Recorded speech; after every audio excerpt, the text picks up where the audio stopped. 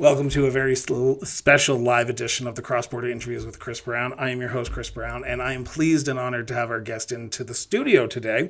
He is making his way through Western Canada on his tour of his newest movie, Brotherhood, which we're going to be talking about in depth here because it is screening at the Plaza Theatre here in Calgary tomorrow, Friday, June 24th. So if you're listening to this via the audio on Friday, today, June 24th at 6:20 at the Plaza Theatre. Links to tickets are in the show notes, so please check them out. Please go out and support this movie. This is an amazing movie, and you're going to find out why as we talk to Richard here over the next 20-25 minutes. So, Richard, thank you so much for coming in and doing this. Much appreciated. Absolute pleasure. Thank you for having me. So, Richard, I've started off all my interviews with actors, with directors, with politicians the same way, so you're no exception.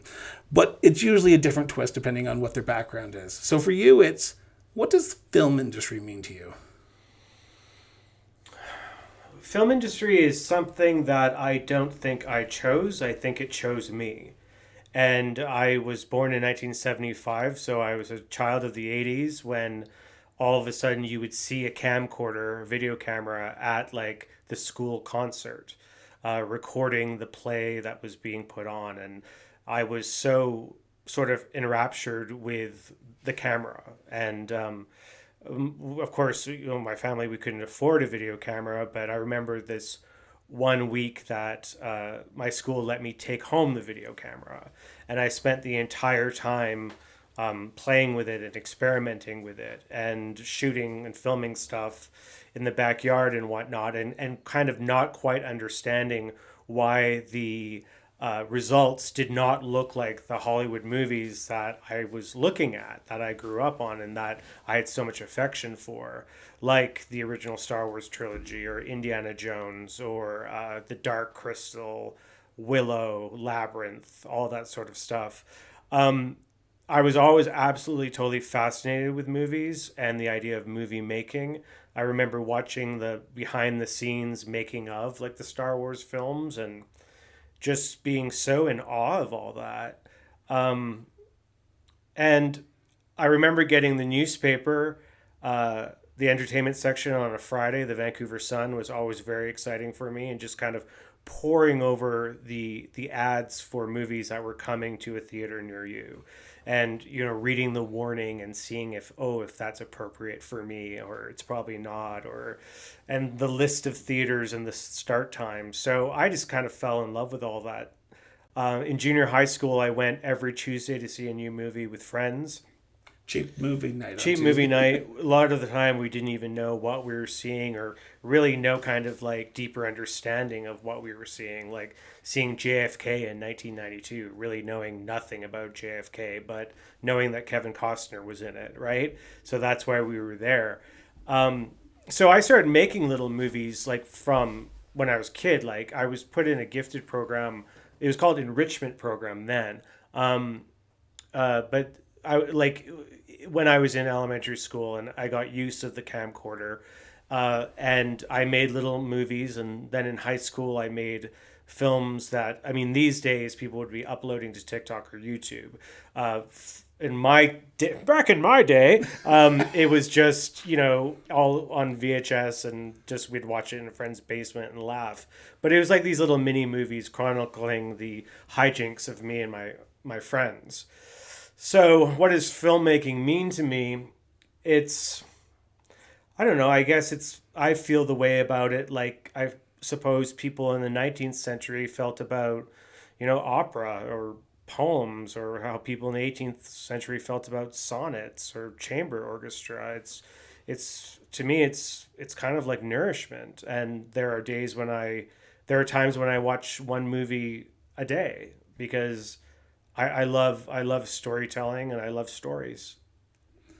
You are currently, like we said at the introduction, on a Western tour of your movie Brotherhood.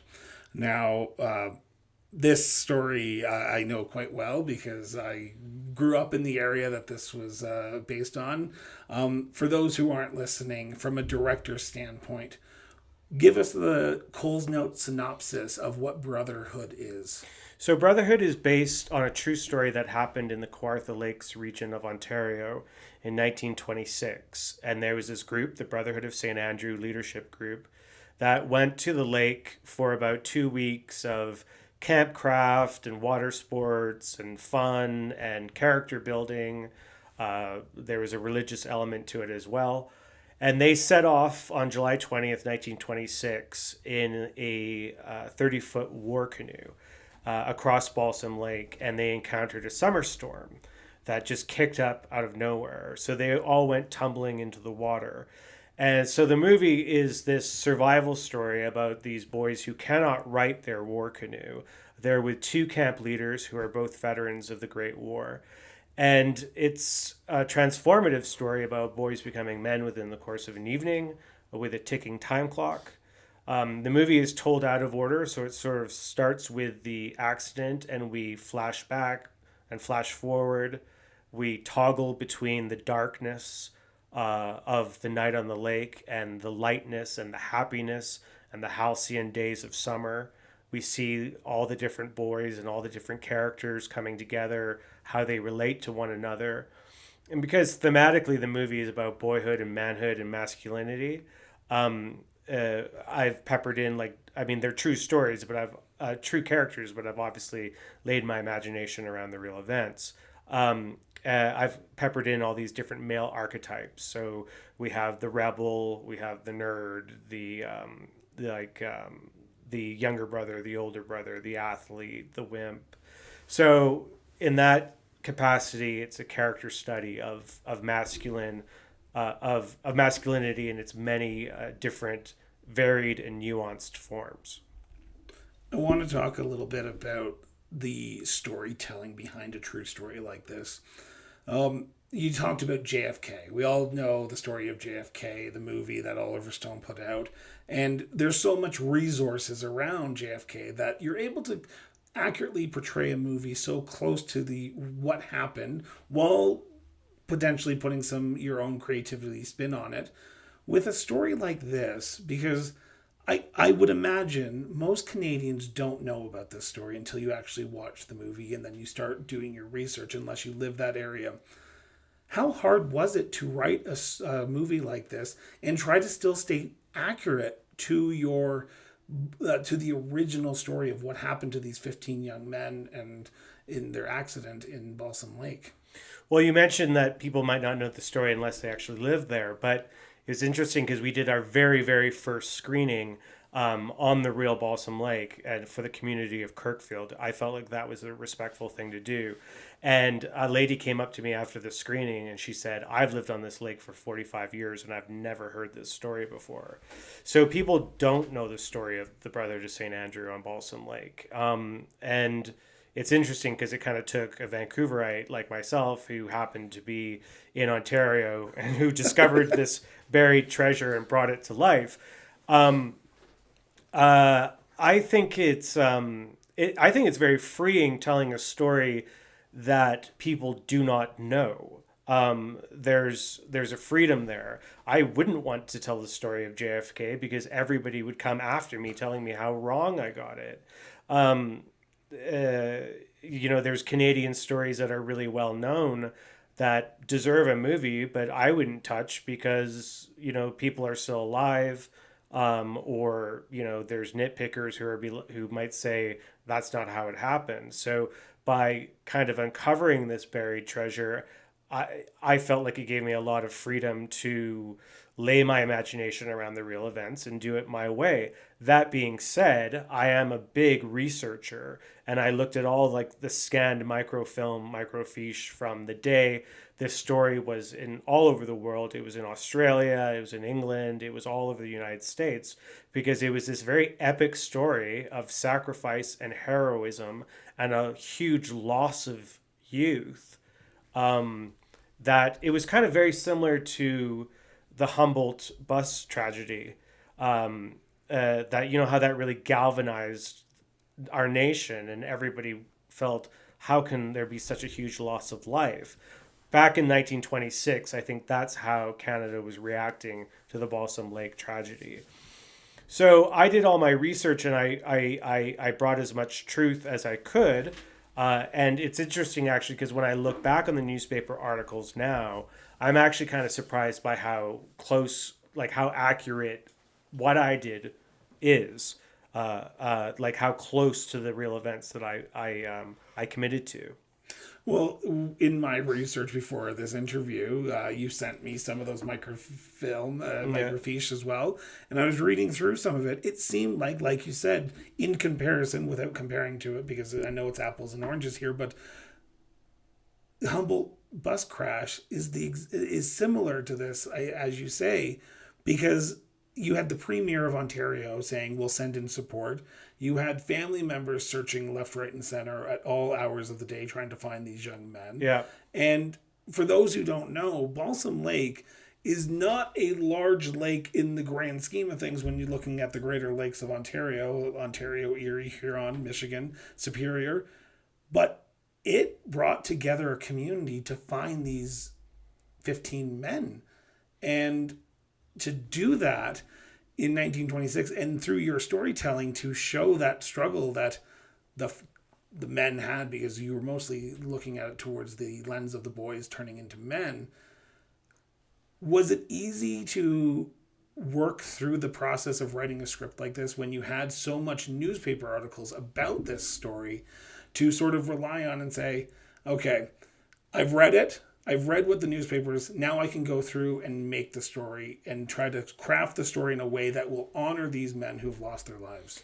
Well, the newspaper articles only told me what happened, and a script is not just what happened. Yeah. Like, and I work with really great story mentors and story editors, and I like who like put me through the paces. It's like having like a personal trainer, and they're like, and it's so like I needed to figure out what was the theme.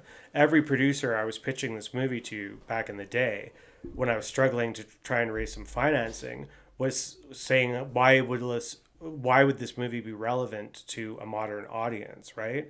So it took me a while before I cracked the theme, and for me, my like aha moment was when I figured out that the theme would be that I would write about the boy crisis.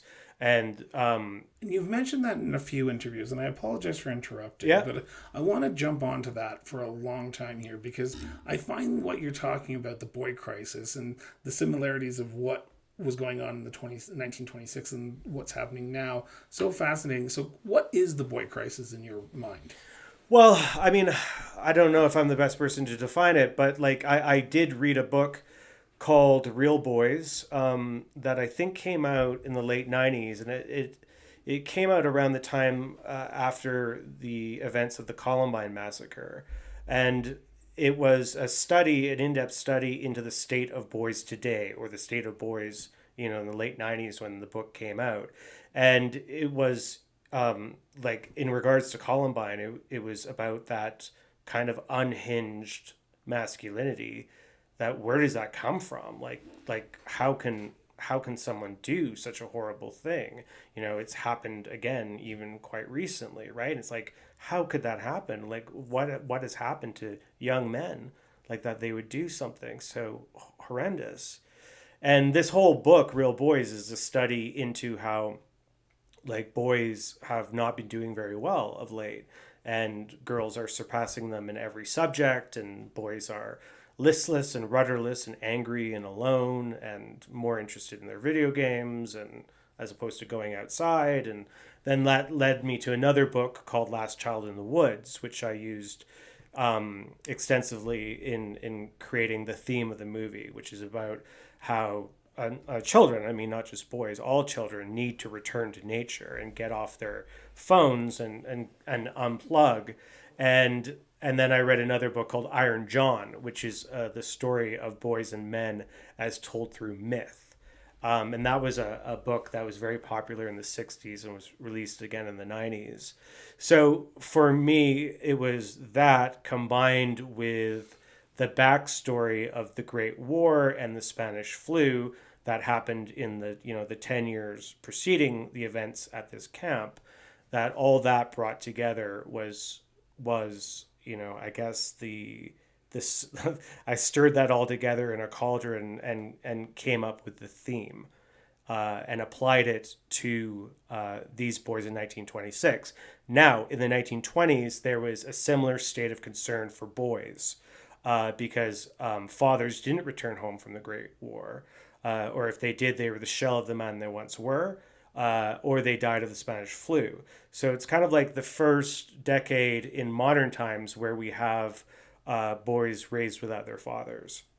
So a lot of community leaders felt like it was absolutely necessary for boys to be sent to camps like this, to, you know, rub shoulders with one another, to get dirty, to go down to the riverbank and forage for frogs. And that was all sort of character building. Like Baden-Powell started the Boy Scouts, I think, in like 1912. We have the modern Olympic movement that began in the early 20th century. So there's kind of like lines in the movie where like a camp leader will say to another camp leader, you know, I brought them, they spend their entire day sitting in front of the radio, they need to get outside. And then we just bring that up to modern day saying, well, they spend their entire day sitting in front of the iPad or the PlayStation. So through exploring theme, I was able to come up with the modern parallels to hopefully make it relevant, and then answer the question that the various, you know, potential funders had, because they just say, who cares, right? Like, you know, a film is for a modern audience, and even if we're watching like a historical story, it needs to have like some kind of modern hook. You recently talked to you've been doing these screenings across Canada. I know you did one for a group of high school students as well. Yeah, if I'm not mistaken, in Ontario. Yes. How did the boys react to this story? That I'm assuming you had a Q&A with them afterwards, or you tried to gauge some interest, because when I watched this story, I found myself connected to the story, right? Because I'm one of those people that's saying, get off your phone, go have a conversation with someone, because it honestly helps our society be better and it helps us be better. Yeah. And everyone is attached to their phone. Yeah. And particularly high school students. So when you're showing this to high school students, what's their reaction? What are they hearing? What are you hearing from them? Or are you trying to engage with them afterwards to gauge their reaction? I'll have to be honest with you, like a lot of the audiences that come out to see Brotherhood are like plus 50 crowd and even plus 60 crowd. And I think that might be because that's the demographic that still goes to the movie theater, right? Like my mom does not know how to download something or like boot up Netflix. I wish more young people came and saw the movie. I really, really do. And, you know, maybe they'll check it out on Amazon Prime because of like the screenings that I'm doing. But I have had some engagement with high school students. My younger brother is a high school teacher and he showed it to his class, and they did a whole module on like the years following Spanish flu and the Great War. So that's good. I did a screening for high school students in Toronto and also in Campbellford, Ontario. And the kids who came to saw it in Toronto, afterwards we went on the TTC and I took them to the shared gravesite of like 6 of the boys. And I don't know, do you know, like the high school teacher actually did send me like a PDF document that was 3 pages long. And because I said to the kids before the movie started, I said, try and think about what the theme of this movie is, right? And so he like gave them like, I guess, a little bit of homework. And the responses that the high school teacher sent me were very moving and very meaningful.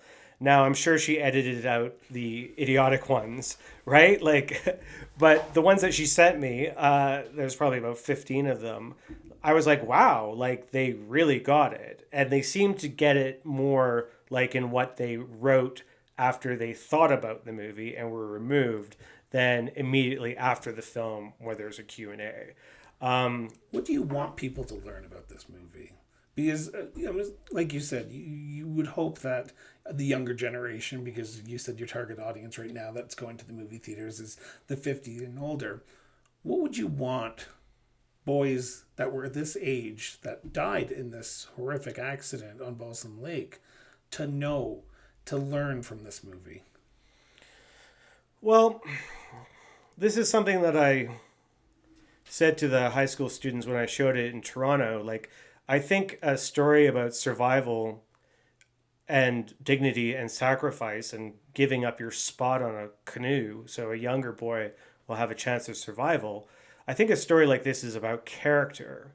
And one saying that I've heard, and I don't know who said it, that has always kind of stuck with me is character is what you do when you think no one is watching.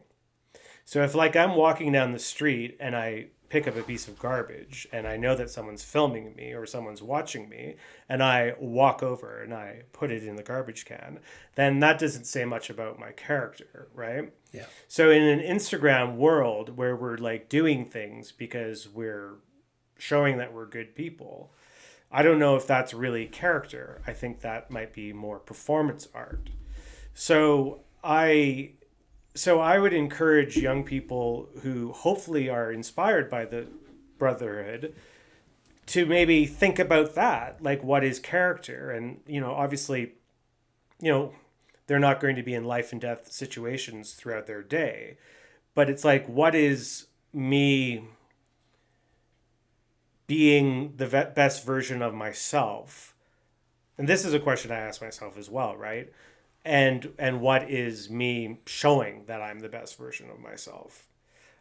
Because there's something about social media that, to me anyway, is very much like Narcissus looking in the pond, like looking that painting of Narcissus looking. I mean, and we know, like, statistically speaking, that it's actually worse for girls. But it's just like, I think social media is junk food. And social media is great as well because people know about the screening in Calgary because of it, because of social media. But I think I'm glad it didn't exist when I was a teenager, because I know that I wouldn't have had the fortitude for that kind of.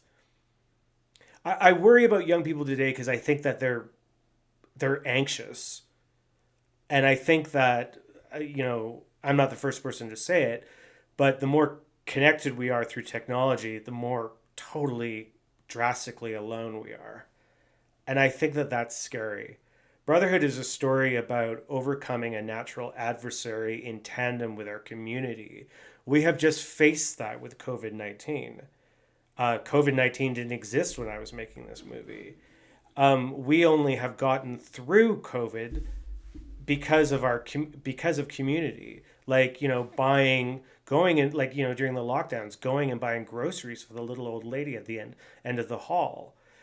When we started, we were all in this together, but like we all went a bit nuts, right? And sometimes people are at each other's throats, specifically online.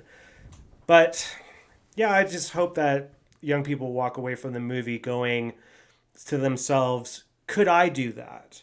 And could I think so passionately about my fellow person?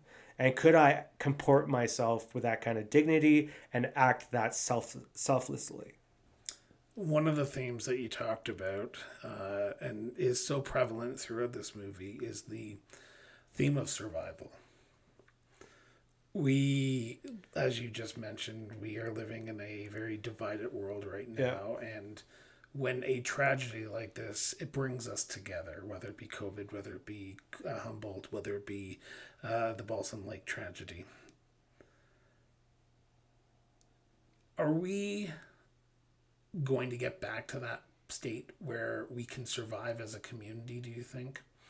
Do you think that the days of coming together after a big incident or a big war like the Great War and a community group coming together and saying, we need to look after our boys, the ones who don't have a father anymore, and get their community together and support each other in a loving way? Because the story you tell in Brotherhood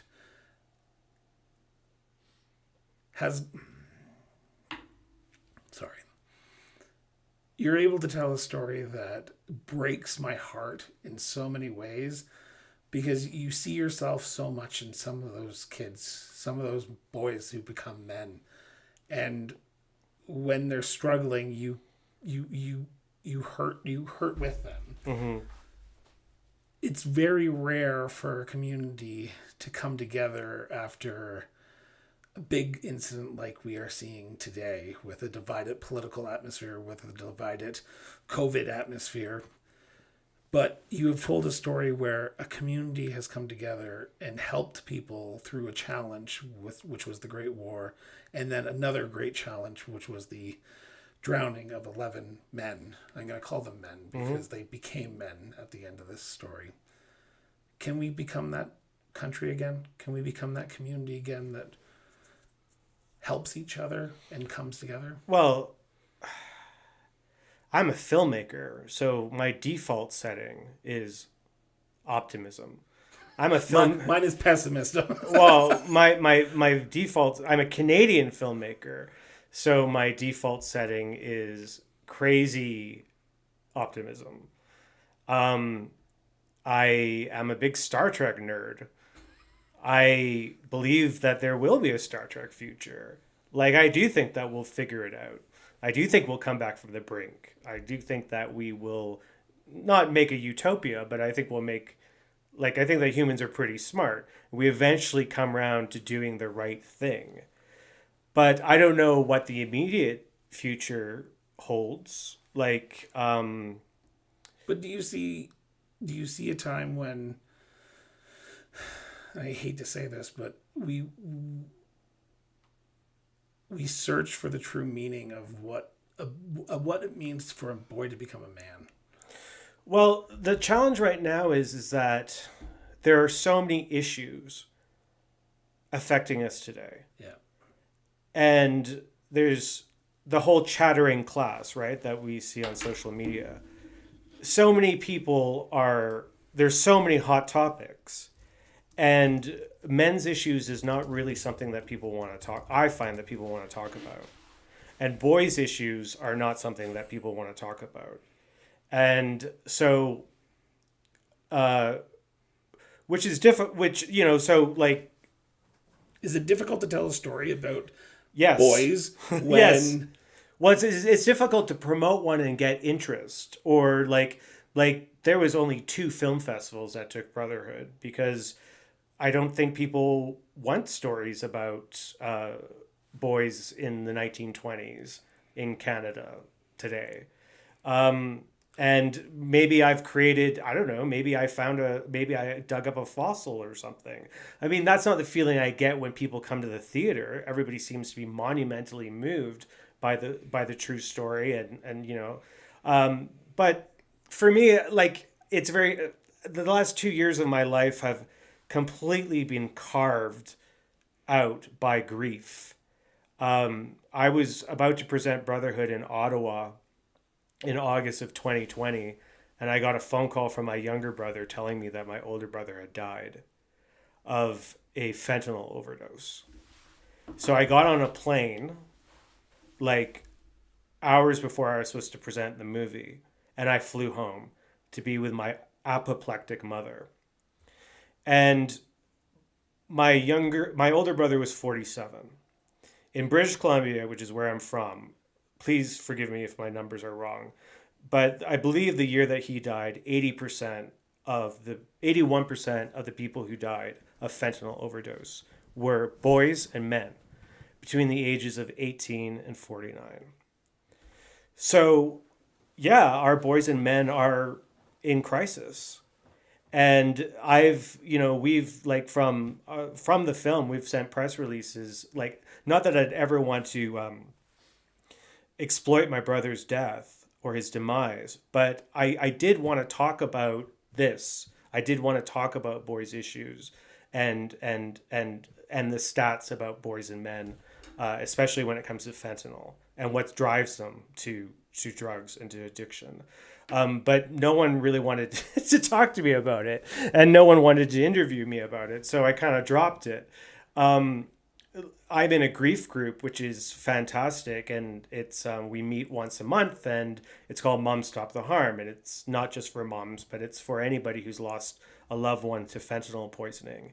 And the last couple of groups that I've been at, so most of the time I'm the only man in the group, and the last couple of groups I've attended, I've noticed, and I've made a point of saying, that we're all there mourning dead men. The last group that I attended, someone was there, a mother was there mourning her 16-year-old son who had died 2 months ago. And he was experimenting. He thought he was taking an Oxycontin pill, right? There's another mom in my group, her son was 17. And I'm just like, it makes the hairs on the back of my neck stand up. I cannot understand how this can be happening. And as I said, statistically speaking, how we're losing so many. And I'm not certainly not saying that this doesn't affect women. Of course, it affects women, but like the data is very telling, and it's this. I don't know why we're not talking about it. And I'm glad that John Horgan canceled our $789 million museum, and hopefully he'll put that money yesterday, and hopefully he'll put that money into healthcare and mental health and addictions and family doctors and stuff like that. Because the people in my group, they're all just regular people, like people you'd see at the mall, just regular people who somehow lost their sons and brothers and fathers along the way to fentanyl. We have a question that's come in. Oh, okay. I'm going to ask you if Sure. you don't mind, because I know the person. They're not from Calgary. They're from outside of Calgary. Okay. You talk, and I'm not trying to take away from what you just said. No. We'll get back to that. But this happened in 1926, this event. Yep. I'm assuming I'm getting this correctly from the gibberish that I'm reading right now. But the event happened in 1926. During the process of writing this story, did you speak to anyone who was alive at the time of this accident, or anyone who had connections to some of the boys that died at the lake? No, I mean, I went out to Balsam Lake in 2011, and I met an Anglican minister who had done an 80th anniversary mass for the boys.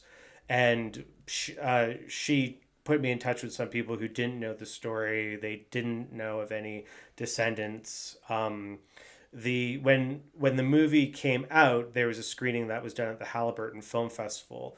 And Arthur Lambden, who's one of the camp counselors, his niece or great niece came to a screening. And she was very private and kind of kept to herself, but she told me that she was very happy that Brendan Fletcher, as Arthur Lambden, has a mustache in the movie, because her uncle had a mustache his entire life. And it was really funny, actually, because the mustache was actually Brendan Fletcher's idea. He saw a picture of Arthur Lambden in a newspaper from the 1920s, and he said, "I have to have a mustache." And I was like, "No, that'll look ridiculous." And he demanded that he have a mustache. And then, so he was very happy to hear that Arthur Lambden's descendant was happy with his mustache. But no, I mean, some people have come out of the woodwork and contacted me on Facebook and whatnot, but I don't, that's after the movie came out. As far as, well, actually, I can't tell you what happened to the survivors, because I don't want to ruin the surprise for who does survive, right? I don't want to do a spoiler. And then I wouldn't want to either, because it is such a great movie. But you're on this Western Canada tour. You were in Edmonton yesterday, if I'm not mistaken. Yeah. I don't want to oversell the idea that I'm on a tour. Like, the rules of the distribution have gone out the window because of COVID. Okay. So Brotherhood is actually technically a 2019 title, but it continues to hopscotch around Canada because of openings and closures, right? So, and now people will go to the theater to see something that they can stream. There's like, so those rules are kind of like out the window. I mean, we screened at Cineplex Young Dundas for 2 weeks in December of 2019. And then it showed in Sudbury for a month. And then it showed in, secondary markets until March of 2020, right? Yeah. Then everything shuttered. And then Brotherhood had this sort of like strange second life, because in the summer of 2020, there was no modern movies coming out. And there was only so many screenings of E.T. and Back to the Future and Jurassic Park that all these cinemas could do. So they did take a chance on films like Brotherhood. Then we went into lockdown again. And then lo and behold, there was theaters interested in screening it in the summer of 2021. And then by Remembrance Day of 2021, because Brotherhood has the backstory of the Great War, it makes good programming for Remembrance Day. I thought it was done, but then it started up again this summer. And like I did like a 4-city tour in Ontario. And that was amazing. Like I was in a different city every night, and I didn't expect that, even though I did, and it just kind of, it's like a little bit of an Energizer Bunny sort of thing. So I think it's it. That's it. I really should work on something else, but who knows? We are about half hour, and I said we'd be about 20 minutes. So I don't want to keep you much longer, but I have make the pitch. Why should people come out tomorrow? Because we currently have about 41 people listening and watching this right now.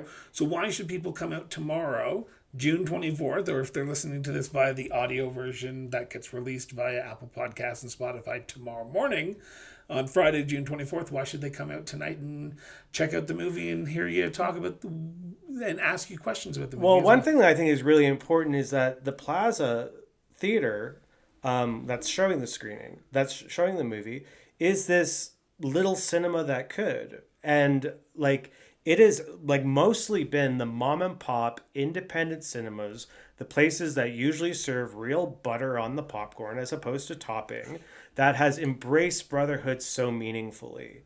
Like we did have 2 weeks in Cineplex, and there's a certain kind of glamour to that, which is nice. However, I like the idea of supporting these cinemas, especially as they get back on their feet after COVID closures.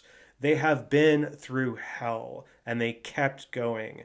And it looks like the Plaza has really creative curation. It's got some really, like, a very plucky owner who I've only spoken to on internet, but she seems fantastic, and I think it would be great for Calgarians to support this diamond that you have in your city. And then besides that, yes, I made a good film, and you made an amazing film. Well, thank you, Richard. And please come and see it.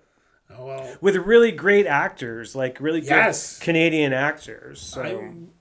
You must have been just in awe when you were getting these, because I'm assuming they auditioned, and for a story that is so not well known, for actors of these caliber to come out and say, let's be part of this show. Oh, the actors were so super excited. And it felt like, I'm sorry, I know I said we were going to wrap up here, but I need to ask this question for my own sake, because when you watch this movie, it feels like these the actors that are literally friends, and when they're struggling as a family. Yeah. You're able to get a performance out of these guys that any director would be just jealous over, because you watch this and you go, I can see this. I can see the brotherhood of these men. Thank you. Well, that was very important to me, and we had to shoot the film very fast, on location, chasing weather, chasing lake conditions. I hired, like I said to my casting director, I need to hire people who are going to make my life easier and not harder. I do not have time to give acting lessons on set. I've had a very short period to shoot the movie. So I hired people who brought their A game, who really wanted to be there, and we shot the film with 2 cameras. So I was always saying to them, pretend you're doing a stage play and just be on always. We did a lot of community, like, friendship building. We went to a camp, it was like a nice cabin. The boys had their paddling lessons together. Obviously, the act of paddling a canoe is very cohesive. They just spent, and I also made them kind of stay in the same places. Some of them shared rooms. So that was to get that, to nurture that sort of esprit de corps, to get that, camaraderie, which I think, and I agree with you, and I'm very pleased with this, it really emanates from the screen. You do feel like these boys known each other and razz each other and love each other and mourn for each other.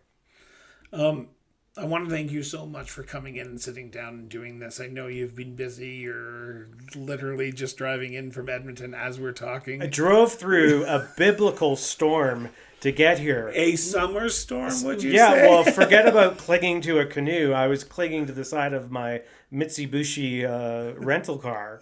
But, it's my absolute pleasure, and thank you for the time. So with that, I want to remind everyone, if you want to go see Brotherhood tomorrow at the Plaza Theater, June 24th at 6:20, the event starts. Tickets are on sale now, and I was just looking. There will be a link to to purchase tickets in the show notes. If you're watching this live, if you're listening to this live as well, links are in the show notes. So scroll down. You can click on there, buy your tickets. They're relatively, I'm just looking at the most expensive one is $12.99. For a $12.99 night out to go enjoy a movie of this caliber. And to support a local independent cinema. Exactly. And to support a local independent cinema is the best thing you could do, especially with everything reopening now. So with that, Richard, I want to thank you so much once again for having me. That's my pleasure, Chris. Thank you so much. Yes, for sure. So with that, I want to thank everyone for tuning in. And reminder, and I keep on reminding you this, get out from behind your phone, get out from behind social media for at least 15 minutes a day, and go have a conversation with somebody. It does make our society better. It makes our democracy better. It makes us better as a people. So with that, have yourself an excellent day. And remember, keep talking.